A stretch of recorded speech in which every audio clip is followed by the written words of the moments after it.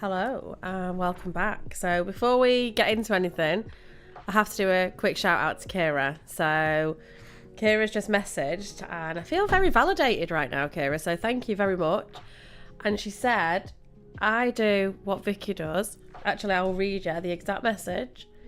She said, I'm glad I'm not the only one who uses Vicky's cooking method. It's either cooked or burnt. So thank you, Kira. I feel very validated. And I'm very, very happy that I'm not the only one that cooks in that manner. So, go us. Risking it all the time. Do we eat? Do we not eat? I could. That is like literally living life on the edge, and right, in fact, no. It's very flaky. It's very Phoebe Buffet. That's what I am. Yeah, but the thing, no, it's like when it comes to food, it's like I'll literally either do like a really good recipe from scratch. I'm following this guy. I'm not even going to pronounce it, so I'm following this guy on Instagram who does like high protein, really tasty. To be fair, he uses a lot of onion, garlic granules, paprika, all the different spices, but high protein meals, which are really tasty. So I'll either batch cook and do something completely from scratch, or I'll have crunchy nut cornflakes. There's literally no in between. No in between. So hence the boiled eggs. I'm going sort of trying to do the high protein diet. That went well for you, didn't it? Just saying. Alrighty then. Thanks for your support. It's all right. I'm here all night. So we're going to talk a little bit about the power of role playing and how storytelling, how it actually does. Because we said that it helps with self-expression, confidence, and like emotional growth, really, isn't it? So We're going to talk a little bit about why that happens and why that takes place. So for anyone, well, some people may or may not know, Charlene and I conducted a study over the summer, which was called, it was under the university's research scholarship scheme. And we didn't look at neurodiversity at the time because at the time we was like... That wasn't our focus, actually. No, it wasn't our focus. So we looked at social anxiety. And we did it on adults due to ethics, because it's easier to get ethics for doing research over 18s.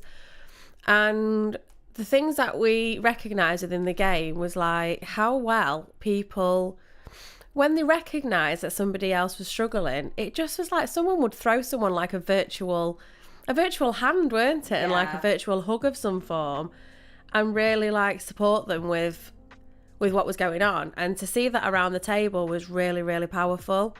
We had we're trying to think of like an example now of what we had in the game. So we had, I think sort of to give like full context, so we had 4 groups and we were observers. So Fred, who was the person who actually I was talking about earlier, who had talked to me about Dungeons and Dragons, he actually came in and gave us a little bit of some, we say D&D exposure. We sort of did like a mini campaign, and we started... It was a very, very mini campaign. We didn't play a lot of D&D. We didn't play a lot, but the bit that we did play, we absolutely loved, and we still want to go back and play some more.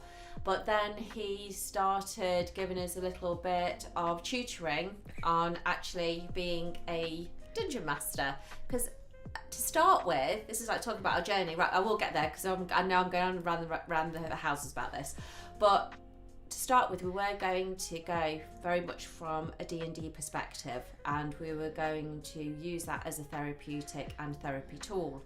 And as we've gone through and done the research, worked with the kids, and this is where our ideas have actually diversified. But going back to, so Fred was going to be the dungeon master in the research, which he was, and we sat and observed the interactions around the table. And I think that was very beneficial though, wasn't it? Because when you are taking the part of the dungeon master, you're very immersed in the game and you're working with each participant, you're concentrating on where the game's going. you know, a side quest can prop up. There's a million things that can happen that you don't expect. So you can have the story in front of you, but all of a sudden you're like way off script, and you've got to like just make that up as you go along, and a lot of improvisation takes place.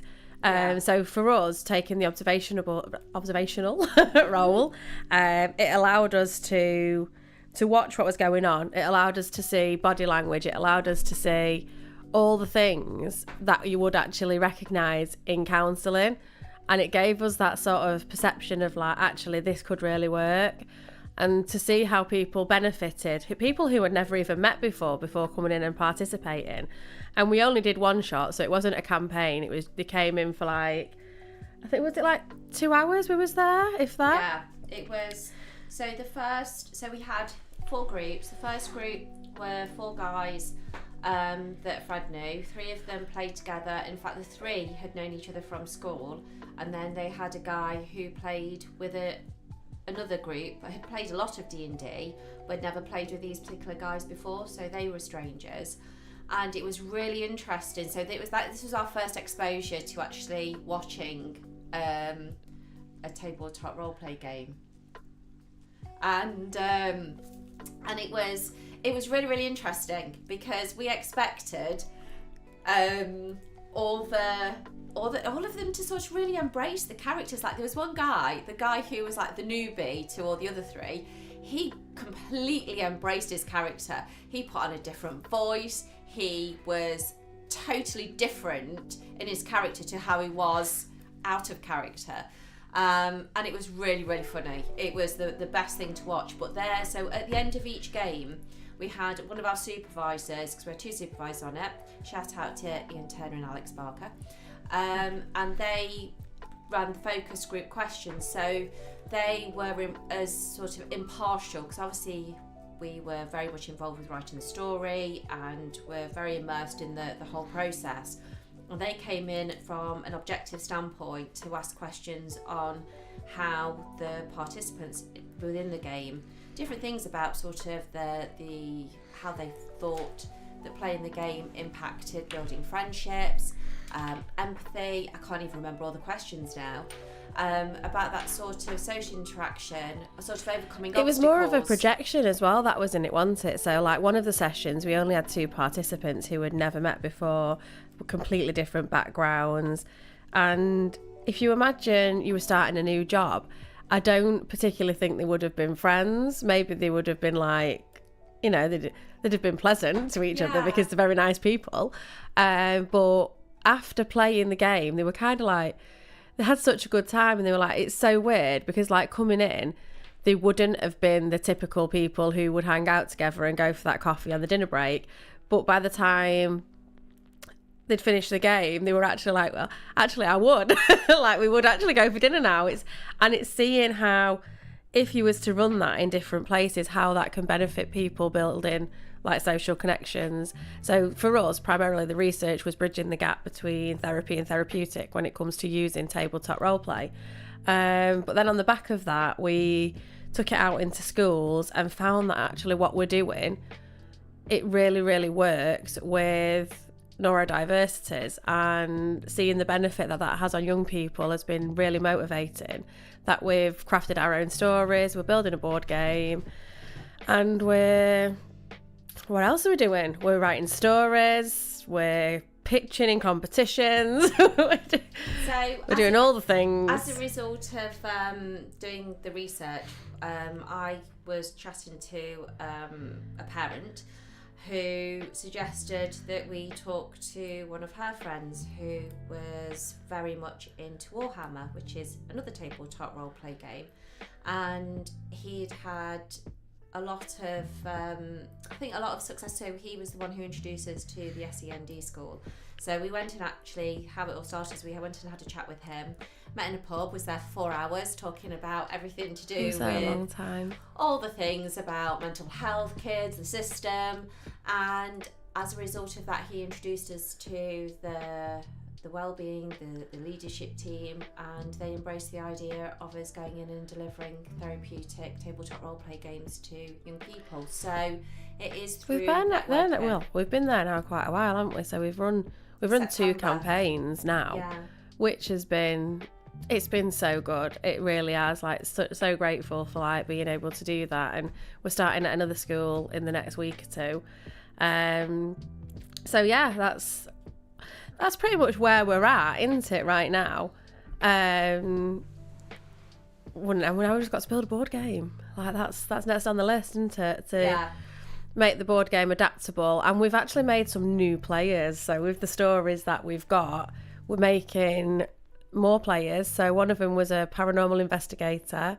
We've got a spiritualist. We've got, I can't think off the top of my head now what they were.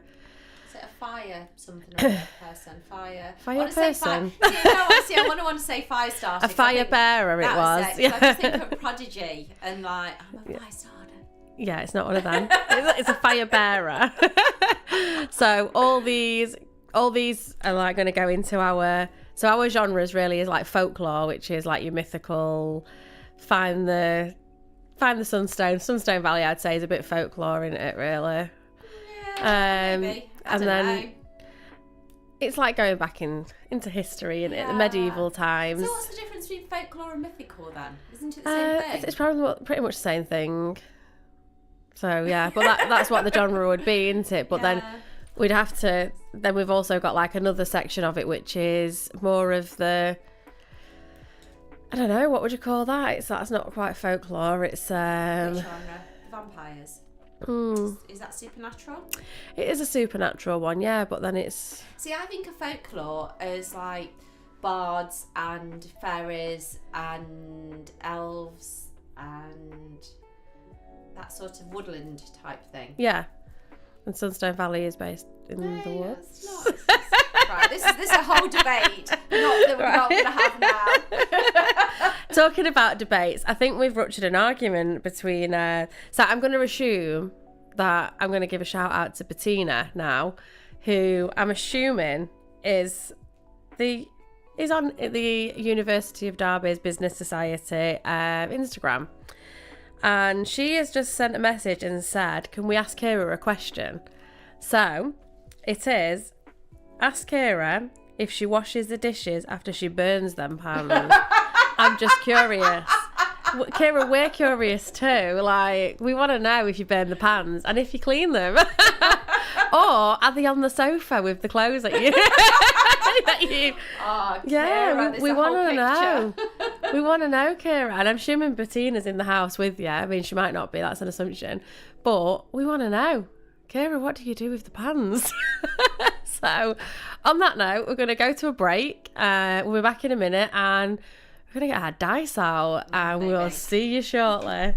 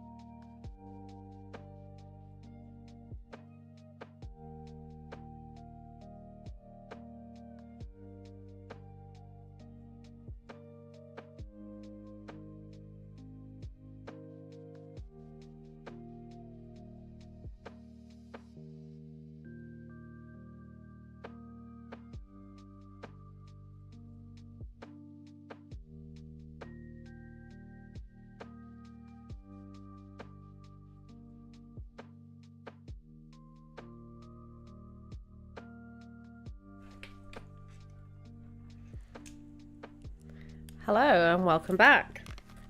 So we're taking a little bit of a different angle because we wasn't getting any notifications coming through, and we've just realised that we've actually had a few questions come through on the Instagram. So if anybody else has any more questions, then please feel free to we can go to either Roll Resolve CIC or Anatsis Derby, and you can drop us a message on there. We've logged in now and we're seeing the messages. So if anybody has some questions, then please come and ask them, because we'd love to. It gives us something and a bit of guidance actually of like what people are interested to know, and we can answer them, and we can be really honest and answer them for you. So anyway, the first question was, let me get back to it. Why do you think storytelling is powerful? Me. Well, any of us, but yeah, you can go if you like. I think it's because. What was that? I think it's because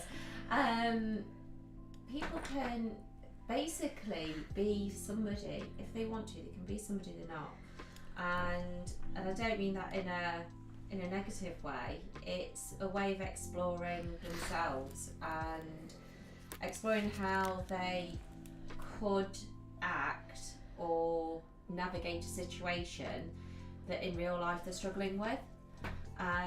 But also, it's I think it's something that it's just escape from reality.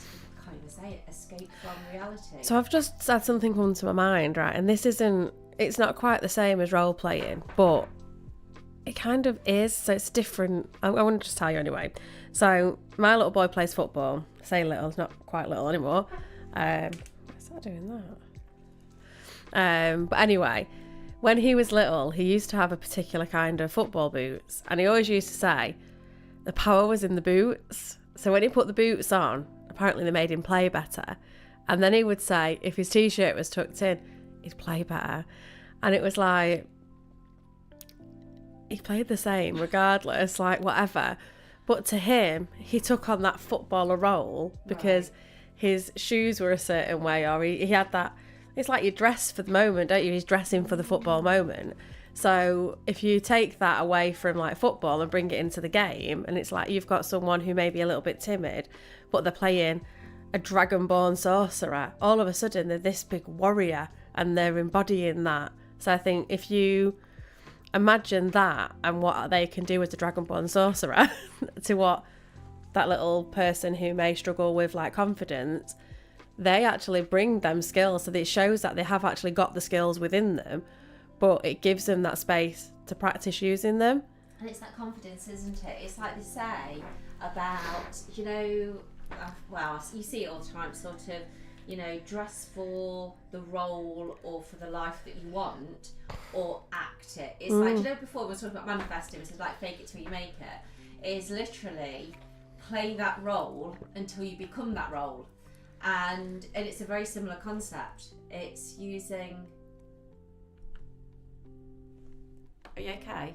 No, you was on mute. Do you know what? I thought it sounded really tinny.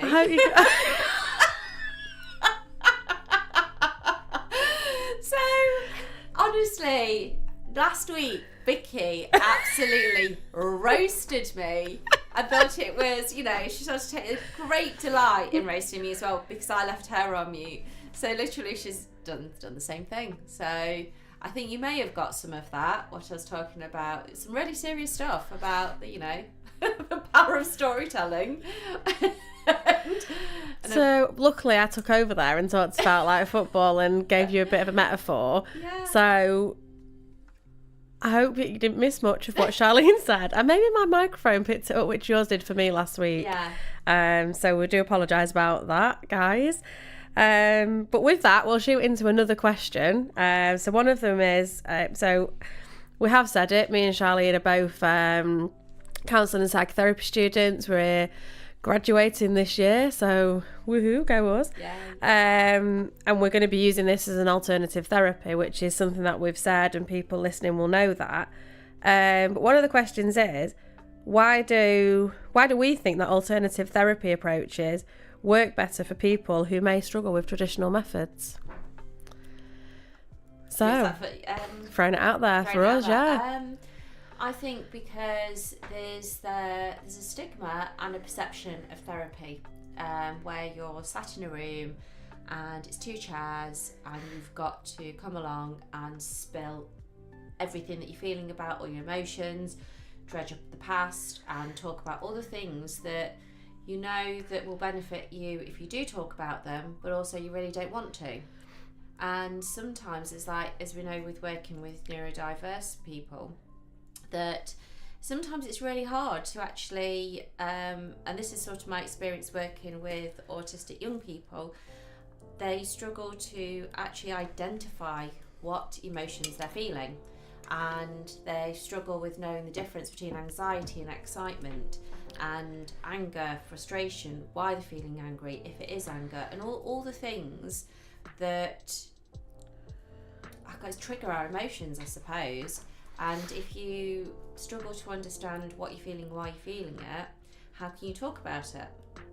And then if you can't talk about it and it's not an acceptable, you're feeling something that, and I'm not saying it's not acceptable, but you like anger management, people, how can you know you've got anger and describe it if you don't know what it is?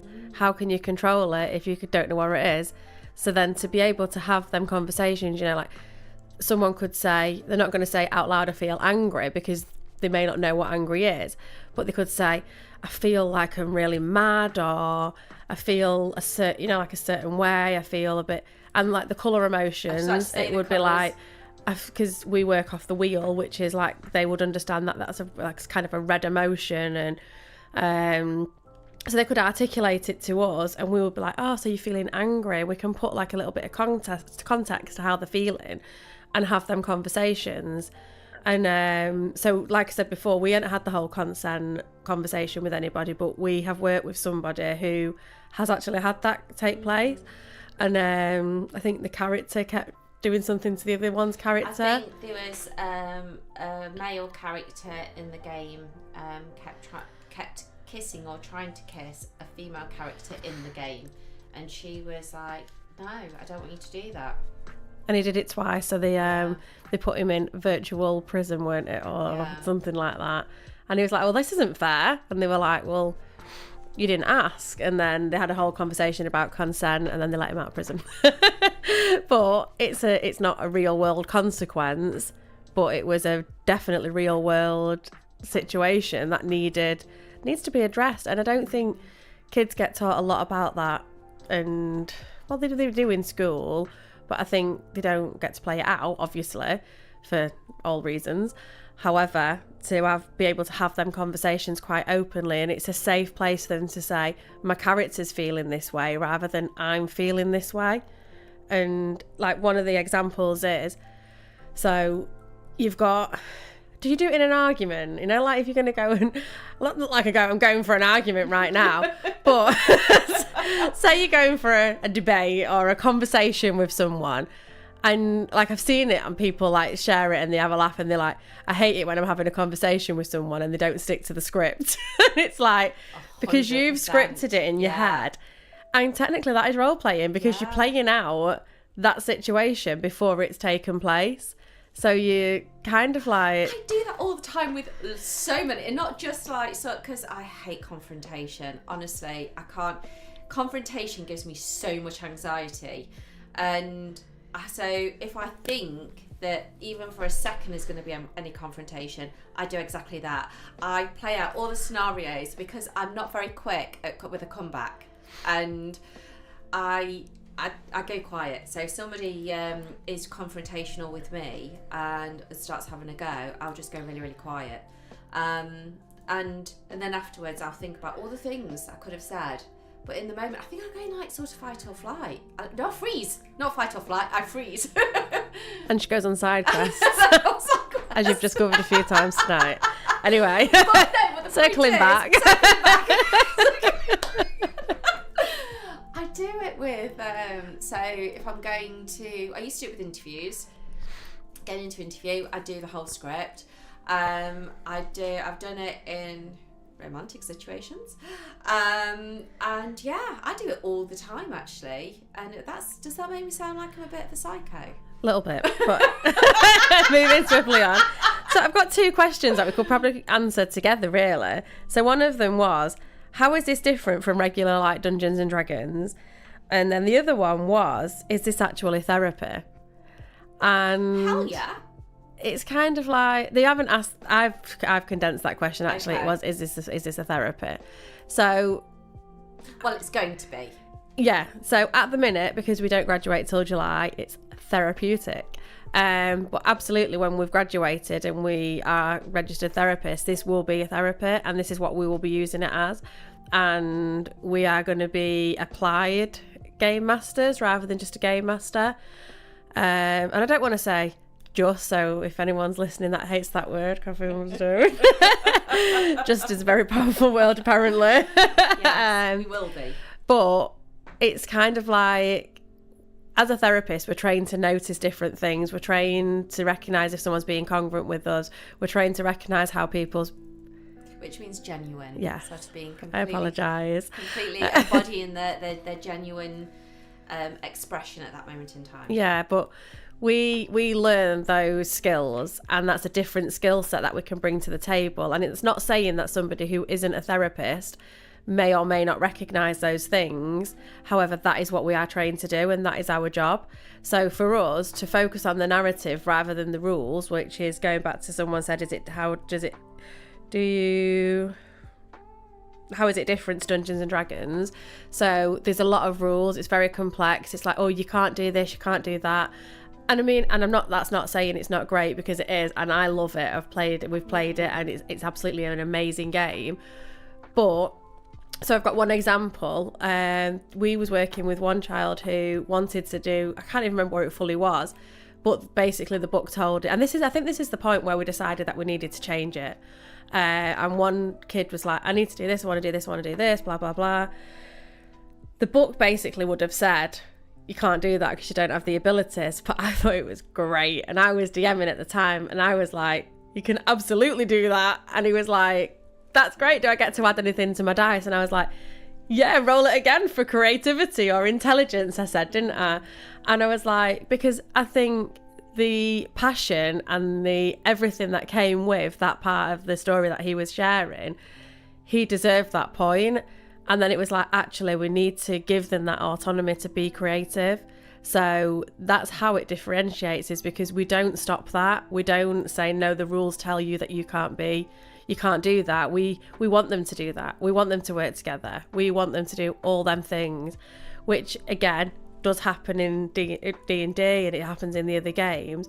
But we just remove the rules, focus on the narrative, and concentrate on recognising if people have got other stuff going on, rather than what some people who weren't therapists wouldn't recognise. I think the difference is, it's like, obviously at the moment we are running it therapeutically, which is very similar to a lot of research that's been done about the therapeutic benefits of Dungeons and Dragons. Going forward with our role resolve system, where it's going to be very targeted, like I said before, about, you know, certain struggles that people are experiencing, but it's going to be in a group or a one-to-one situation. It is very much going to be run as a group therapy rather than therapeutic. So it is going to be looking out for specific interactions. Well, we're also going to be developing NPCs, aren't we, which in the long run will be used in the stories to help the characters. What's an NPC? A non-player character. Exactly. We're just saying, exactly, but you've got to explain what they are. I'm sure everybody knows that. Maybe. Why not? Anyway, how they can develop empathy by, say, protecting the NPC, or develop compassion towards the other character, and like someone who has been through trauma. So like we spoke to one of our lecturers about this, and it was kind of like, in trauma, you don't have a lot. When you've had trauma or PTSD and there's been things happen in your past, you may find it really difficult to have trust. So to work in a game with someone, so we've been in a situation where you was floating around on a ball at one point and you had to save me and I had to like rely on Charlene to like save my life, my character's life. This is in the game, by the way. Yeah, I'm sure they know that you wasn't really flying around on a ball. You don't have to be that specific. But it was kind of like I had to rely on Charlene. In fact, at the time, you had to save me and Bethana, and it was you was given a choice of who you wanted to Fred save. was going to make me choose. And then it was like she was in the biggest predicament. Then it's like, I'm just kidding. Like, you can save them both. But we had to trust Charlene to sort of like with her go to do that. And we've seen that in the game that we play, where we've had the kids have really had to trust each other. When they took on the snake last week, they had to like really play as a team and do that. And then one of them didn't, and it didn't work for them. And it was like, oh yeah, I should have just trusted it and played. But if things like that had happened, I think helping someone who really struggles with trust to trust in a player, even though it's just a player, it's a story, it's still a skill, and it is a skill. And them skills, when you play, when you do something over and over again, it becomes part of who you are. And our intentions behind that is to keep looking at ways to keep playing the game on a campaign, a bit more longevity in them, and to as they play it, it becomes part of who they are, basically. So yeah, that's how we differentiate it. And I'm going to ask one more question just before we go back to the songs.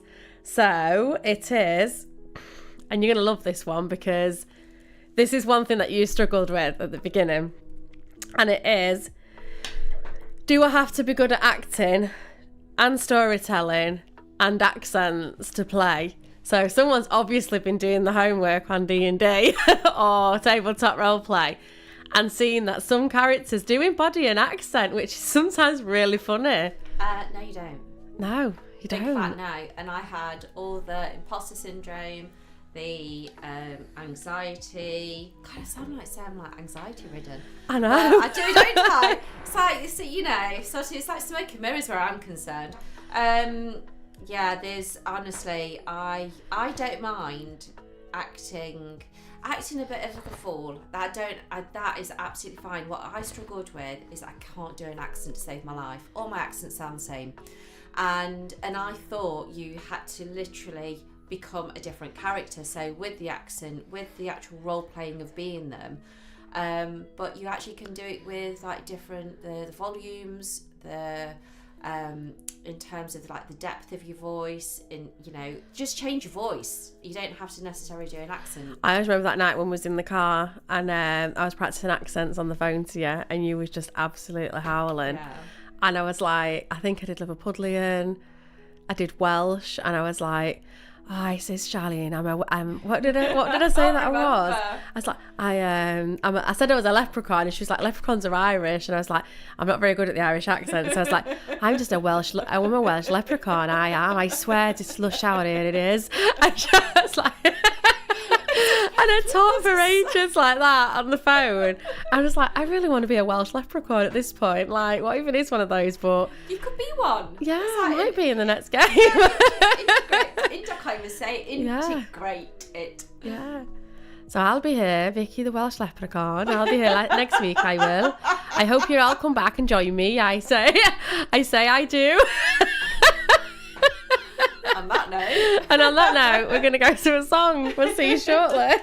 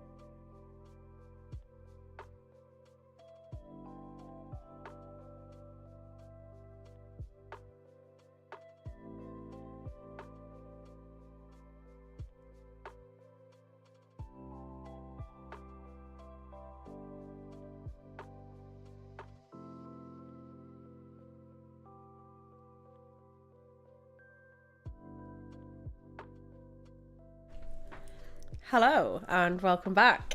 So we've been having a chat while you were listening to some music, and we've decided that we're actually going to talk about characters that Tabletop Roleplay has, and the characters that we like playing, and the characters that are kind of more like us. So I'm going to I didn't even discuss this with you, so I'm just going to journey it out there now so we can talk about it. So Charlene and I, in the summer, actually got to go to Elveston Castle, and she hates me for this right now. I know she does, and I'm going to get her to do the voice as well, what she did. No. So we did say we would give you a little bit of tabletop role play. This isn't quite a game, but it's really difficult. But anyway, so we went to Elveston Castle, and we on that day did not think that we was playing tabletop roleplay at all, did we? And we just went to observe, see what was going on, and network. Yeah. So we did a little bit of networking, obviously. Met some amazing people, and then we was like, someone came over and they were like, "Oh, this table needs 2 players," and we were like, "Nice for them." Literally was our like first thing, weren't it? Yeah. Because these people was like, they were dressed for the occasion, and we was not dressed for the occasion. No, we was quite. Everybody was like very much embodied the moment. I mean, there's this guy. It was a phenomenal day, though. He was dressed as full on like knight from the medieval times, and he had wooden shoes on and everything, everything. And that's just one person. Insane. But we ended up anyway playing this game called Shiver with a company called Parable Games. And the guy that ran the game was absolutely amazing, wasn't he? Yes. And he was like, for me, was where we spoke about before, about when someone asked a question, do I need to be able to do voices and acting? He alleviated a lot of stress and a lot of anxiety that we was feeling about being DMs. Because he was like, he embodied the characters that he was playing. But he didn't do the voices. He didn't, except for Agatha. Agatha was great. So Agatha was a lady that was sat upstairs. She's quite a scary lady. And she was like, "Have you seen my husband?" And she was fantastic, but the way he did that. But other than that, he didn't do the voices, but he was so engaging. Anyway, going back to our characters on that day. So we was working with 2 people who we'd never met before. And Husband and wife team. Yeah. And they were like, you need to pick your party. So we had the option, didn't we, of like, we was paranormal investigators. Yeah, I can't even remember what people were. The others was like groups of people, say travellers or whatever they were anyway. But we chose paranormal investigators. So the married couple, one of the husband played... Was he a cameraman? He was the cameraman.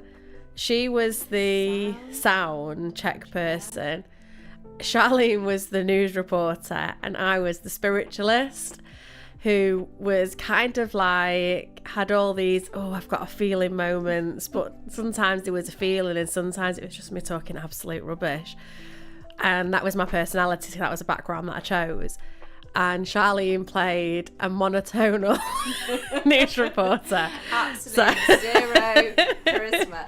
And the thing is that the irony is, I've always wanted to be like a TV presenter. Not one of them ones though. But not, this is like the antithesis, would it be, of like, you know, a charismatic It's reporter, the complete opposite. Presenter. Yeah, very much. It was like, I remember like one point in the story, and we was up against scarecrows. No, pumpkins. Pumpkin scarecrows. And they were coming at us, and we were stuck in a garage. There was flames everywhere. It was all going off. And Charlene just went, "And the garage is now on fire." And I can't think what my character was called, like what my name was. So let's say I was called, I don't know, Daisy. I don't know why that came from, but we'll go with that. So let's say that's what I was called. And she was like, and Daisy was sat in the car. Dave, the cameraman, was running at her, trying to get in the car with her, but the scarecrows was running around. And it was like, no matter what happened, whether it was like panic mode, and like at one point the character who played Dave, is that what his character was called? I have no idea. I think so, we'll go with that. he fell through the stairs in like this rickety house, didn't he? Oh, did he went to the basement? Yeah, and We had to find something with like, wasn't like I don't know, something that developed a head and arms and something like that. It was like a pumpkin dog or something, wasn't it? But then Charlene was like, and Dave fell through the stairs. I think he's hurt, but I think he's okay. We'll check on him later. And it was like, it was so much more funnier than like we're giving it credit for right now. Because, well, I mean, obviously that is not my character as a person, generally speaking. So I play somebody very, very unlike me. But actually, I've just remembered. So the guy, I've got the woman's name. Terrible with names. And she ran off and left us. She did. She legged her. Rude. Like when we was in that barn. We was in a bad situation and she just went. We were literally in the barn with all the pumpkin scarecrows, fighting them all off, and she disappeared and left then us. The big one at the end, there was like a giant pumpkin scarecrow right at the end that was stood in our pathway of like saving her, and we decided to go back and get her and help her. And like it was all weird and all going off. And I just remember my character in it though, because at first we got run over and we thought we seen a ghost figure, didn't we? And obviously, being the spiritualist that I was in that moment, I was like, oh, I don't think we should do that. I've got a bad feeling. And I never had any feelings, obviously, but every opportunity that I had to be like, endorse a spiritualist, I just did it. And these guys was like, do you mean it though? And I was like, I think so. And I was really confusing the game with that. And then definitely. You kept going, and Daisy has a feeling. It was so funny. And the thing is that it's the first time we'd ever, I mean, I'll say it's a one shot. It took all day. It was a 5-hour one shot. It was a long one. It was a long one. And so it was something that we'd obviously never played before. We was brand spanking new to it. But we absolutely loved it. We enjoyed it so fantastic. much. And I think we had an insight into, we didn't have to play a different character because like the lady, in fact I don't think that couple even played characters, did they? They sort of played themselves. They took on the background and the position of that person, but I think they played it as themselves. We didn't. We endorsed the whole lot, and we did. But I think for us as well, that game was kind of like a turning point because that was not Dungeons and Dragons. That was their own system that they'd developed. And seeing how your own system, not having to have all these crazy characters, not having to put on all these voices and not having to be all the things that we was anticipating what came with the Dungeons and Dragons that we'd been shown, we was like, actually, you can do this differently and you can develop your own system. And I think that was a massive turning point for us, wasn't it? To be like, absolutely. We're going to go and make this our own. So now it's... I don't know though, because I don't think even at that point, I think that, like you said, I think that alleviated a lot of anxiety in terms of how we were going to like DM in future, sort of, you know, how we were going to run the game. But I don't think we actually, that sort of the penny drop moment where we thought, right, we're just going to develop our own system. I think that came a little bit later. I couldn't even actually pinpoint when that happened. I can't pinpoint it. I don't know. But I think it was like an accumulation of things that led up to us deciding that. Because it was, at first, before we even decided to develop our own system, we'd already developed the character sheets because we minimised what was on the character sheets. And then we minimised the character backgrounds. So we sort of like worked towards it. And then we was like, actually, I think at the minute we've got our own rules. Yeah. And it was like, it's happened so organically along the way, like everything else has. But I think actually, through joining Enactus and meeting so many of our amazing members who are working on the Roll Resolve project with us, and I think having conversations with them who have played all the systems. I think that their members help though, because we've got such a diverse bunch. So some of them have actually big on D&D. Some of them have tried it but don't really, they won't DM, they don't play it a lot, but they've tried it. And some of them never even knew where it was.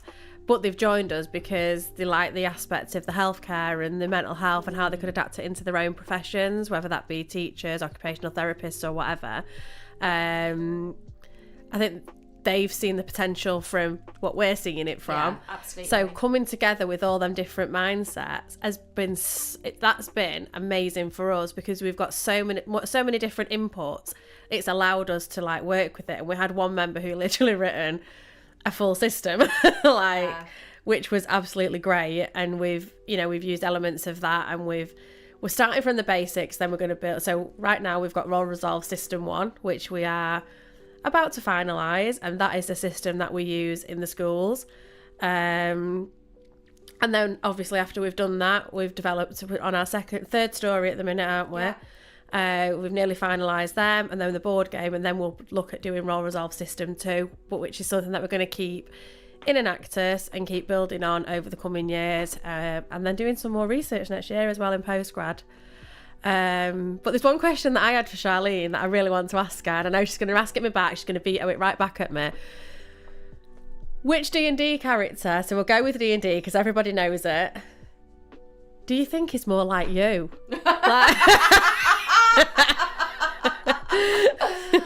Oh, my life. Oh my god, that's a really good question, because it's like, obviously when I played Barbarian, which is nothing like me. Oh my god. The first time I need to tell everybody this. It needs to be recorded live on it. It needs to be posted to your socials. Just snap this bit out if you can, right?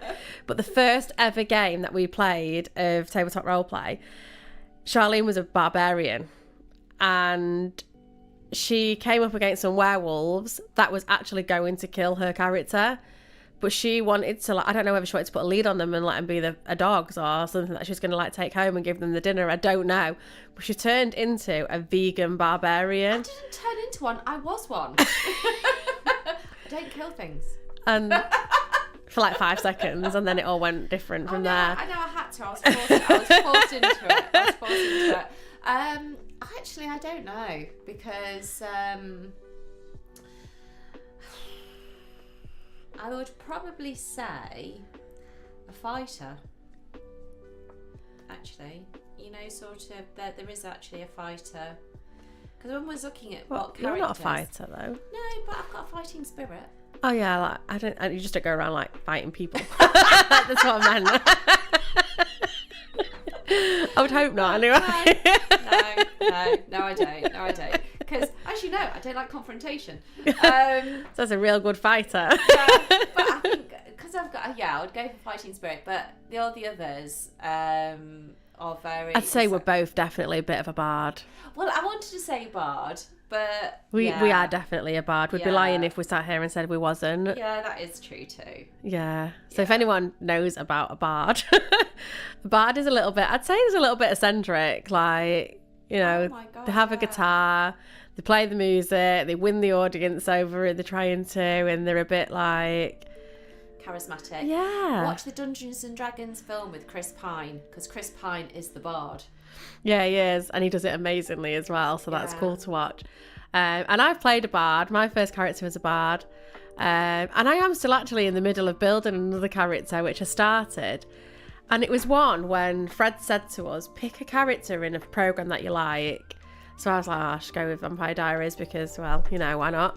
And he said, look at the character who you think's had the best transformation from the day it started to the day it finished.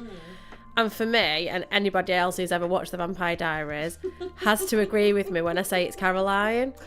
Like, so I was building, like, I'm not off Caroline because, that copyright.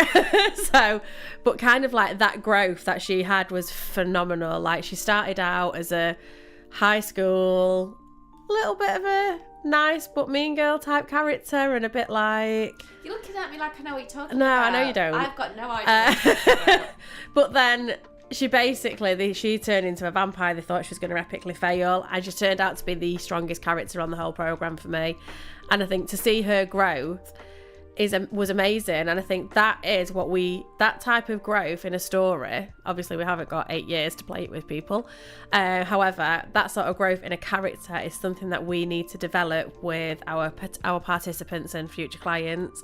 So I'm in the middle of creating that character, which is something that I'm really looking forward to, but I don't know I don't know what character description and background to give that character yet, and I don't want to go with vampire. So we'll see. See where that goes. But yeah, but I don't know. I think actually it'll be interesting. This is the thing, which actually this is a whole different sort of thing to think about, is when developing characters for the stories, how much of ourselves are we going to put into those characters? I can't help it. Every time I've developed a character, if I don't like the background, I edit it. No, and this is it. And I shouldn't do that, but I have done. It's not about us, it's about them. But then it's really hard because it is going to be part of us at the same time. So that's a whole different sort of topic. And that's been a learning curve for us, which I think the characters we played, I want to say that character wasn't like me, because she wasn't in some levels, but I still put my own like adaptations on her. Yeah. Like, I tell you, if I had the choice, I'd live in the 1960s, I'd have my flowery trousers on, my hippie stuff, and I'd be on the field saying peace with everybody, because why the hell not? 100%. Touching the grass, being all meditating, I'd be doing all the things. And that is the persona that I gave the spiritualist. Yeah. So that is the person that I played that day, and I loved it. Like, I endorsed every minute of that.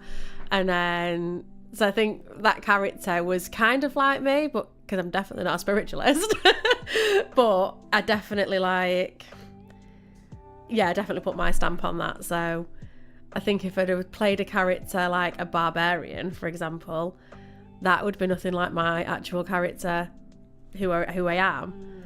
And that would be really interesting, like a paladin or a druid. Like, I don't feel connected to them type of characters, so it'd be interesting to play. But what was interesting, actually, talking about characters and going back to the research, we actually randomly selected. So when the participants did the game, they actually had no idea who they were playing, and it was just a random, because we didn't have time for them to create a character, we actually gave them one. So that's quite interesting. It was actually, because it made them think on the feet, and it was really interesting. Because I actually remember a comment of someone who said, "I've never played one of these before, and I don't know how to play it because it's nothing like me." And it was like, we know. They still embraced it. Yeah, they did. That's what's the really, really interesting part of it. So are we going to talk about what we're going to be doing next week? So next week, Charlene wants to say it's her birthday. It's my birthday next week. So she wants everybody to join us, and we are going to do everything in our absolute power to edit the song list. Oh my God, I want to write, so, and I am not this person, I just want to put this out there, but I want to make it all about me. You so are that person. What are we talking about? I'm not honest. But only in the sense that just to have a little bit of control over the songs that we play. But so far we've had requests, but we've not been able to play them because we've not been able to access all the songs. Yeah. So I want to fulfill the requests. I want to play some of my songs that I love, and I'm sorry that it's going to be eclectic. Obviously Vicky's as well in there. It's just going to be a mashup. It's going to be a mashup week next week. We're going to talk about random stuff, listen to random music. Can we do like a little bit of a throwback to the 90s? Oh, I love throwbacks. 90s why not? 90s and noughties. Yeah. I think we'll do 90s, noughties now. Yes! That sounds so good. I've never seen anyone that excited about that kind of stuff before, but we're going with that, guys. Yeah, first. 90s, noughties now. Tune in next week. But we might have, see if we can get any guests on, maybe. We're going to have a chat. We're going to chat about life next week.